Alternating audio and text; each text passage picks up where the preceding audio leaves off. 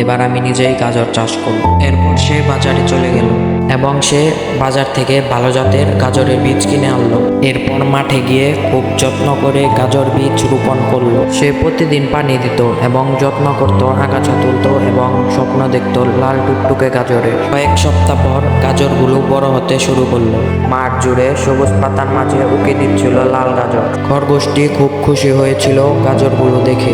কিন্তু যখন গাজর তোলার সময় হলো তখন সে বুঝতে পারলো একা একা তো আর পুরো মাঠের গাজর তোলা সম্ভব নয়। সে অনেক খোঁজ করলো, কোনো চাষি পেল না। হতাশ হয়ে খরগোশটি গাছের নিচে বসে কাঁদছিল।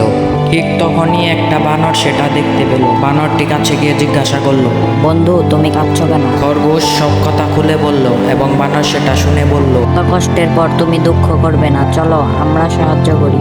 বানর তার দলবল ডেকে আনলো। তারা সবাই মিলে খরগোশের গাজর তুলে দিল। কিছুক্ষণের মধ্যেই পুরো মাঠ পরিষ্কার হয়ে গেল। খরগোশ খুব খুশি হয়ে বানর ও তার দলকে গাজর উপহার দিল। সবাই খুশি হয়ে মিলে খেলো, হাসলো এবং সুন্দর একটি বন্ধুত্ব তৈরি হলো। কিন্তু কেউই তাদের লাইক দেয় না।